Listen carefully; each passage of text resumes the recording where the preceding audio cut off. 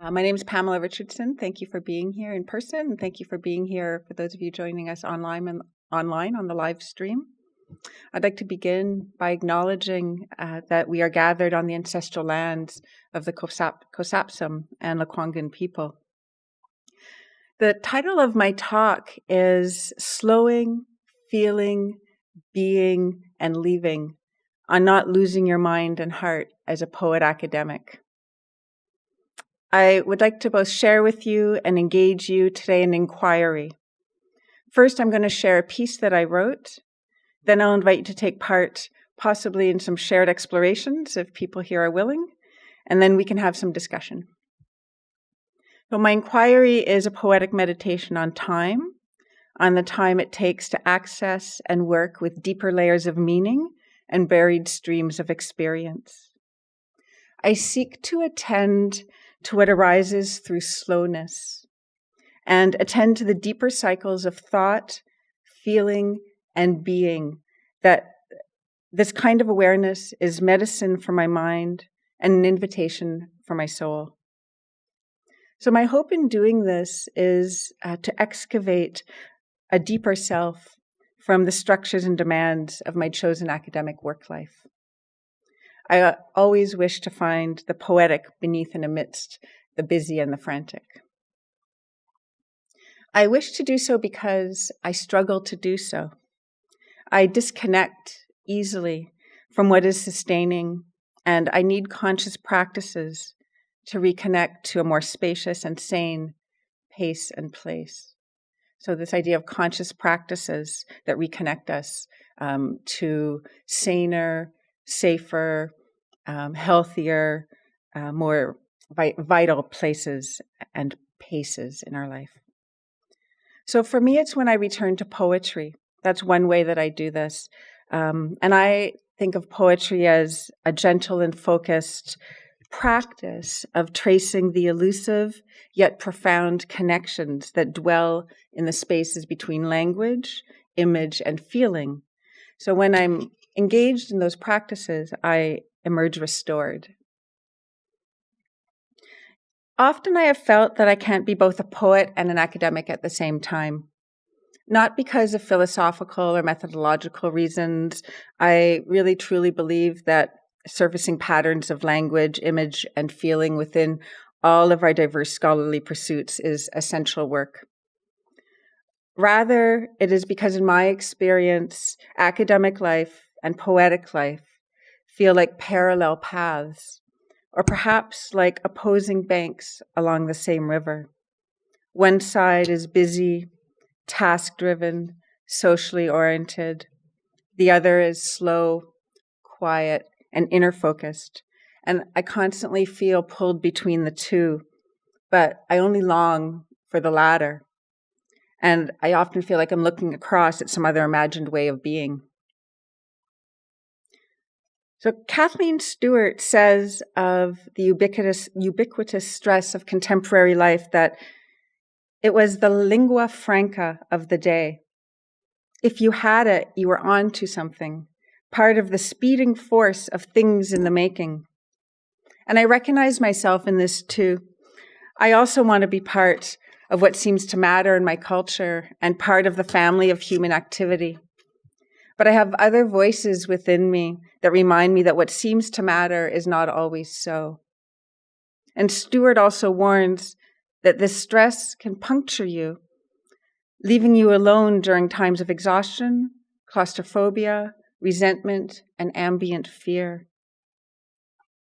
It is only when I slow down that I can assess the damage from living a hurried life overly designed by outer forces.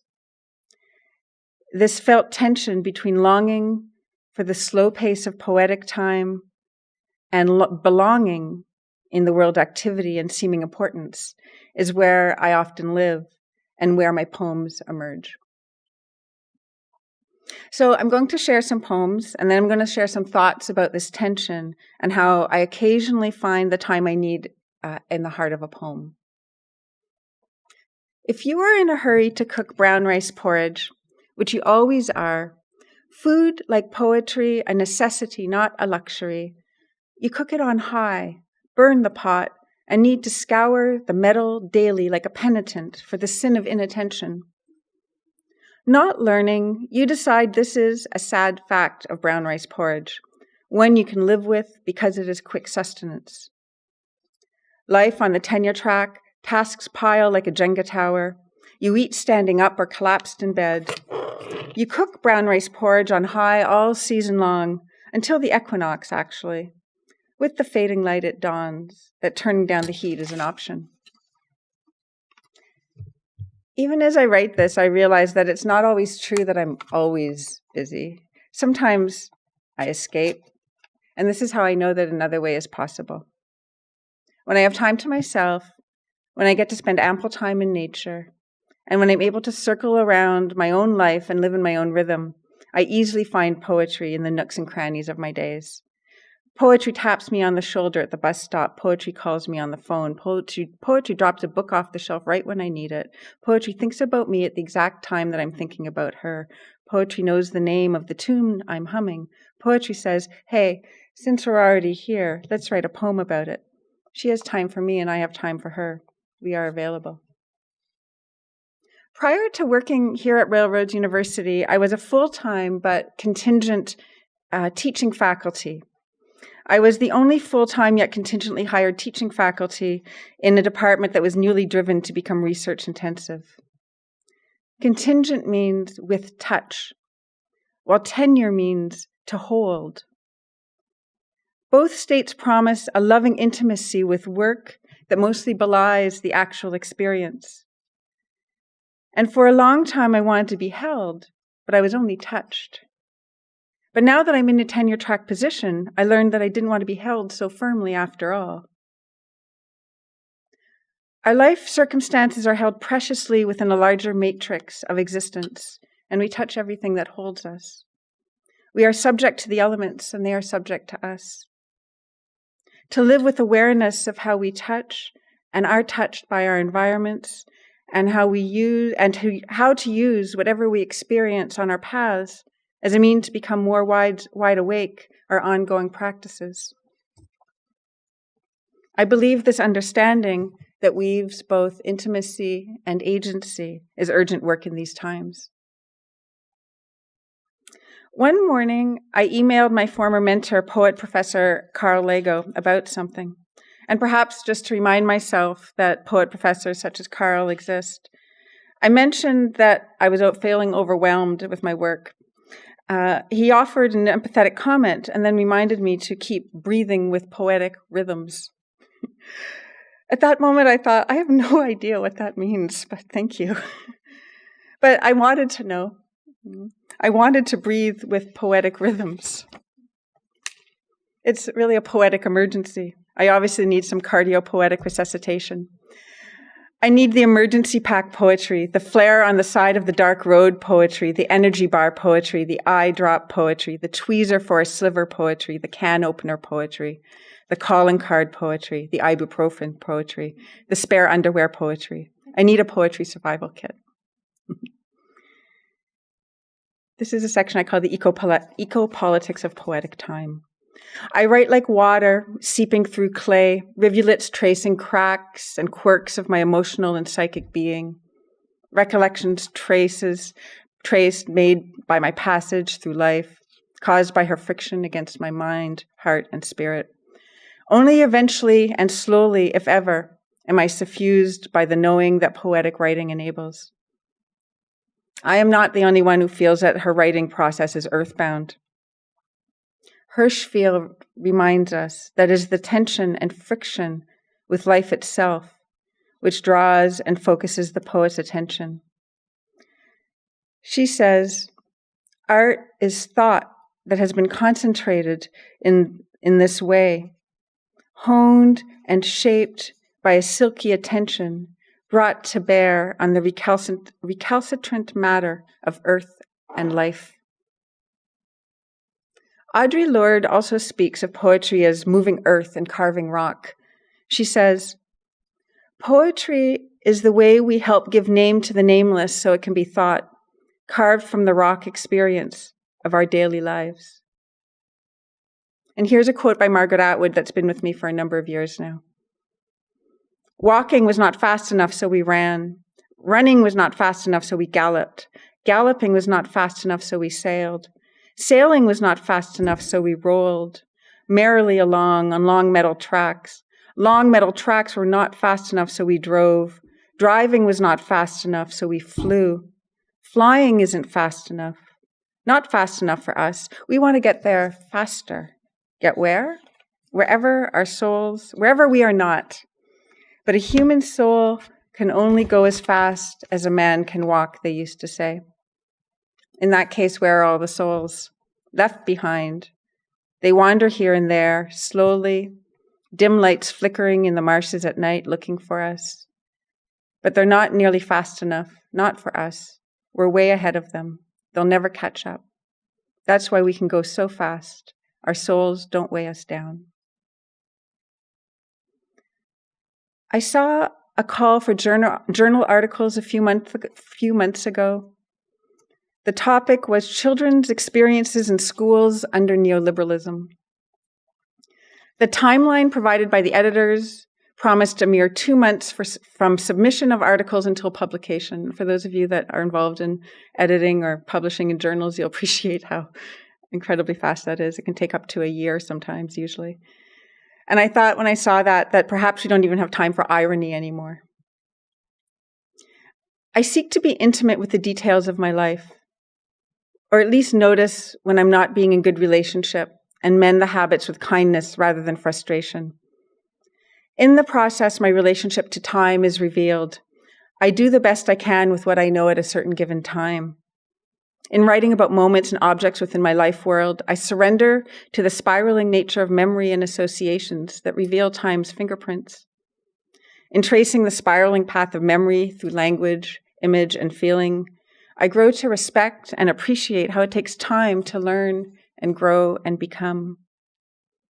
And when I sink into inner time, I find a deep pool of resources and associations that nourish my understanding and alignment with deeper truths and mysteries. Here's another poem. This is a poem that arose unexpectedly from a prompt in a class that my poet friend Susan Stenson taught. And the prompt was to begin the poem with the line, "The dust is still there," and to end the poem with the line, "The sun is rising slow." So here it is. The dust is still there in that house we bought in Yellow Point under the giant cedars. The kitchen walls did not reach the ceiling, but formed instead a narrow ledge where tabby could have leapt if we had one, and philodendron vines could have grown if we'd watered them. Where two ledges met, sat the crow on its corner, watching from above, a paper and glue Thoth, bird god of wisdom, bearing witness. I imagine that if I were to bust open that piñata with a bat and pry open its beak like a crypt, out from its guts would fly the old why, intact as scarabs in amber, while outside the golden sun would still be rising slow.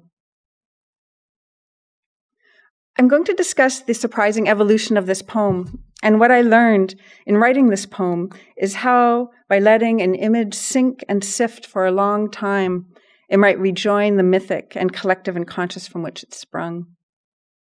There is a crow in a house from years ago. There are scarabs within its hollow papier-mâché belly. I did not know what the scarabs in amber were doing in the crow belly. That was an image that just came to me, and I did not know why. And I asked, why scarabs and why amber, and what are scarabs exactly? I thought that the image might actually be too imposing for the poem and not worth its weight, but I was stuck on it and felt insistent, so I researched scarabs. I learned that scarabs are also known as dung beetles. They are so called because they roll their dung into a ball for food and as a place to lay eggs.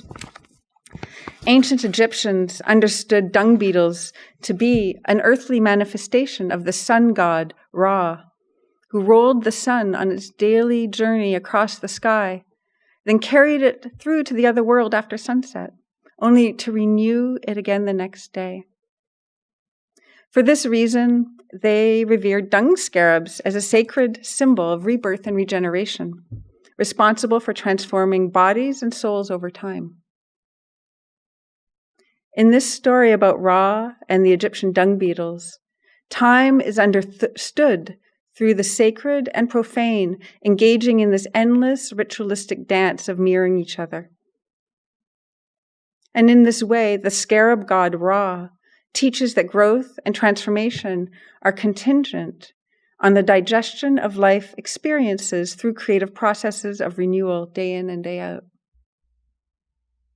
Once I realized that I had brought the sun, the god of the sun, and thus time and transformation, into the belly of the crow, I returned the crow to its mythic status as the Egyptian god of wisdom, or Thoth. And in fairness, Thoth is an ibis, not a crow, but I take poetic license. In doing some research on Thoth, I learned that he was a moon god. And so the sun and the moon are united in this poem. When I began the poem, I did not know the gods would appear. What I did know is that I had memories about this particular crow, this enormous, fragile, hollow, papier-mâché crow that belonged to my then husband. The crow had actually figured as a character in a marital drama. I still had some unresolved issues about that crow. So in my first few versions of the poem, I tried to pack in those associations, but it didn't work. The stanza was awkward and rang false. Susan Stenson, who read the poem, suggested that I free write about the crow. In loosening my thoughts about the image and giving space to emotion, I released whatever needed to be set free. And in that way, the personal gave way to a deeper and bigger story, and Thoth, god of wisdom, appeared. The lesson of poetic time thus dwells in the heart of the poem, in the belly of wisdom. Being encased in amber, the scarabs themselves are preserved, encapsulated sunlight. Everything, eventually, even the solidity of amber, will give way as it becomes permeable to the elements. It becomes a metaphor for the slowest hand of time. These are the stones that breathe with poetic rhythms. I truly believe these associations would not have surfaced when I was living in that house, but now that enough time has passed, the memory can return to the ocean. Here's another poem. Underground, the quaking aspens form a consensus of roots. Sugar maples conspire for our peace of mind with chemical know-how. Sycamore bark, gray from a distance, reveals a toad-like patina up close. You are many things, an endless being. A horse chestnut hushes automobile din, presses its enormous heart center to my inner ear. A city of peace is brokered by trees, here to grace us with blessed exhales. I can recall the poetic in many small ways in my day-to-day, by being in nature, by breathing deeply, by being curious about language, imaginings, and feelings. I can also find poetry and wisdom in the center of places I don't want to look, in the dark and hollow places. What I relearned or learned through this inquiry into my longing for poetic time is at the edge of my ability to express. My realization unfurls into new and bigger forms as I try and capture it. Perhaps I can say that the writing of a poem brings the lesson of poetic time within its center. And it is a lesson always waiting in trust for us.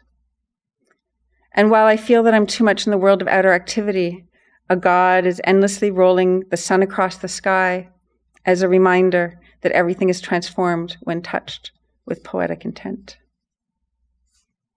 So thank you. That's the end of the talk, or the me reading part of the talk. Now, we only have a few people here in the room, and I know there's a few people who've joined us by live stream as well. And I'm wondering if the people in the room want to play with me a little bit, if you want to do something, an activity of sorts. Kellyanne's saying no, but her eyes say no as well. It's all very no. Well, it's a very gentle, non kind of interactive activity, but it does involve standing up if you're willing. All right. Maybe we'll get there. Maybe we won't. We'll see what happens. Okay, so this is just a very simple but not easy activity that I learned from doing Dharma arts or Shambhala arts, which I won't go into, but I want to give credit for that. And it involves standing in one spot. And this won't be very exciting for the people at home unless they want to actually do it, which I'd really recommend. We're going to do it for 4 minutes, but there's going to be no talking or anything, and you're just going to see. I think I'll do it as well, and I'll just turn slowly. So you stand facing one direction, and then you turn a 360-degree circle, but you take 4 minutes to do the circle.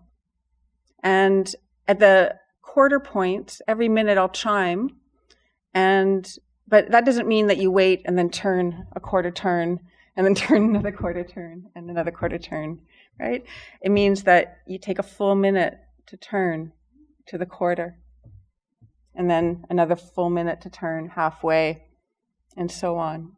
Okay, and we do this silently, and I'm just curious what that would be like for you if you did that. Okay. So here we go. I will actually time it because it could go on for half an hour. Otherwise, I might not release you from your circle ever. Okay.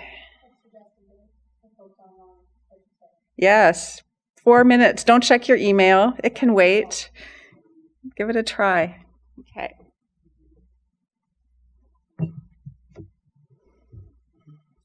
All right. So when I ring, that will signal the beginning. Okay.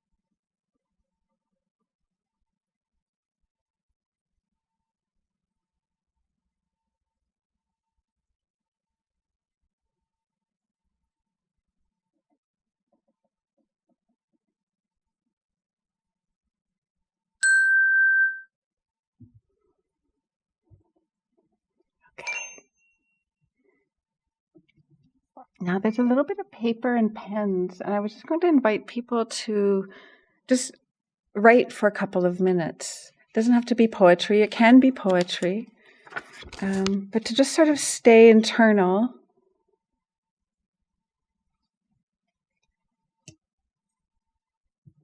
And stay with the being that you're experiencing. And to just write what you noticed and what you felt and what that was like. Just see what you can see.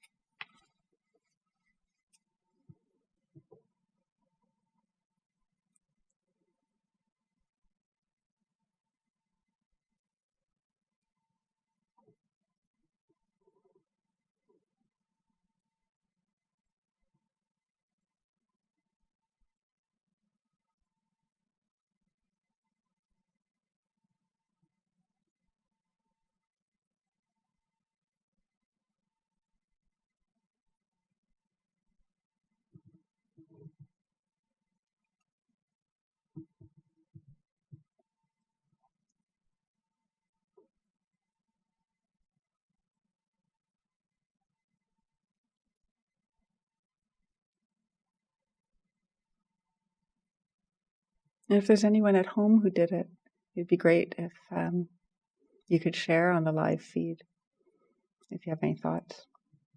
Or even if you did it, let us know if you did it.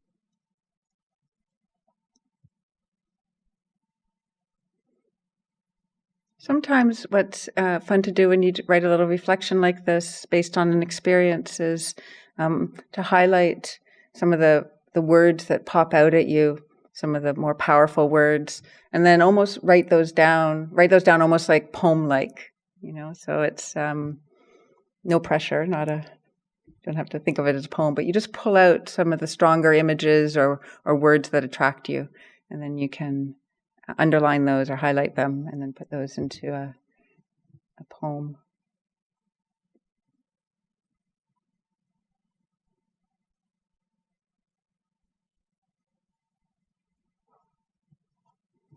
Or you can think of it as a list.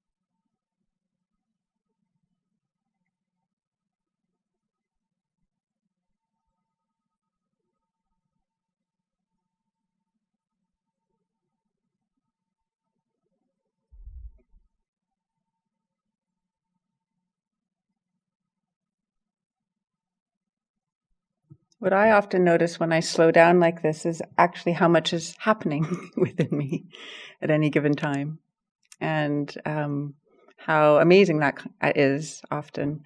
And even in a small 4-minute slice. And I bet some of the people at home did it and some didn't, because, we always have other things that we think are important to do with our time. And, but 4 minutes is actually not a very long slice of life if you think about it.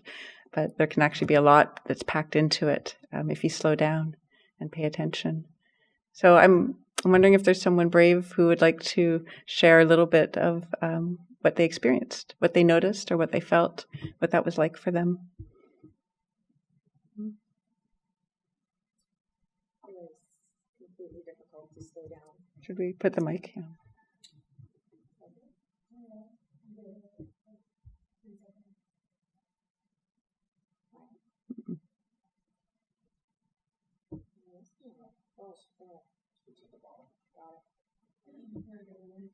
Hi. I was just amazed how difficult it was, and going back to one of your earlier poems, to move as slowly as was required, right? It's tough to slow yourself down that much. And originally, I was counting and trying to be perfect, and by the end, I wasn't. So. Good noticing. That's really good noticing. Thank you. Would you like to share? Yeah. Yeah, why not? Sure, thank you. It's actually impossible to not think in poetry in this condition. So here it goes. Well, a short term quadruples the distance and the view. A fragment of time prolonged with pause and reflection. When time is a treasure in a running world,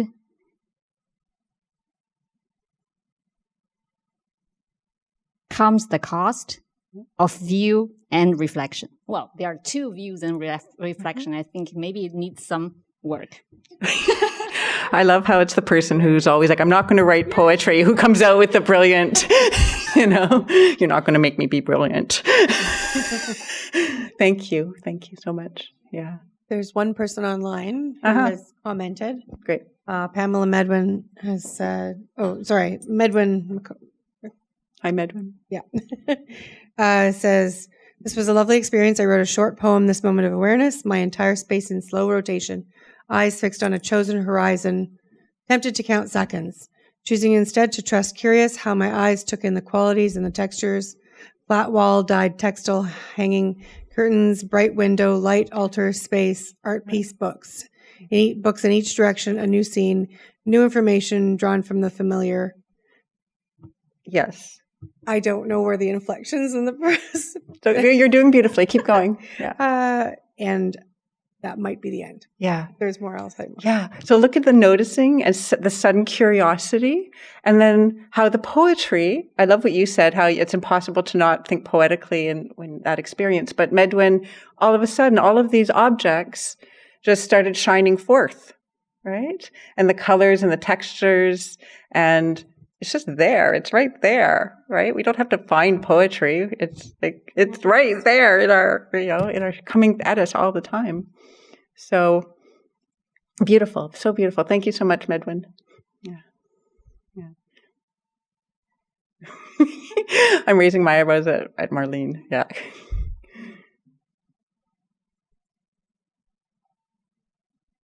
I found that I competitively wanted to be perfect by counting, and I did it almost the whole time, and I tried to let go near the end when I thought I had the gist of it. And if I was to take a poem out of what I wrote, it would be competitiveness emerged, glad I stayed meditative, aware of movements, being quiet, bell, a walking meditation, most focused. Beautiful. Yeah. How we do any little thing is often how we do a lot of things, right? So So it's beautiful to just notice that and not have any judgment whatsoever. Just like, I think we've all experienced that, like, you know, especially the first time we do something, right? Like, I mean, I was up here trying to, like, you know, ding and ring and turn. And so I wanted it to be good too. Thank you. Yeah. Anyone else in our home audience? Okay. So that's all I have for us today, folks. I also just want to mention and acknowledge that this piece that I read was adapted from a chapter that I wrote that was published in a book. And the editors of that book were Pauline Samashima, Alexandra Fiddick, Kedrick James, and Carl Lego. And the book is called Poetic Inquiry 3, Enchantments of Place. And it is available. You can go find that if you like. And I'm really grateful for the opportunity to speak to you all. And thank you for those of you who participated and shared in this experience with me. And I hope everybody feels a little bit slower and a little bit more in touch with their poetic essence as a result of tuning in. Thanks. Okay.